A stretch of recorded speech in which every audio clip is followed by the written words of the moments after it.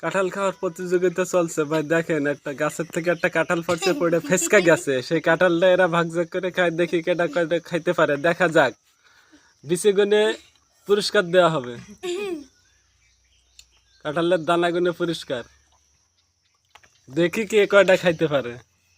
দেখা যাক, চলছে প্রতিযোগিতা। সবাই দেখতে থাকেন, ভিডিওটা শেয়ার দিবেন, লাইক কমেন্ট করবেন। প্রথম প্রতিযোগিতা ফয়সাল, দ্বিতীয় প্রতিযোগীর নাম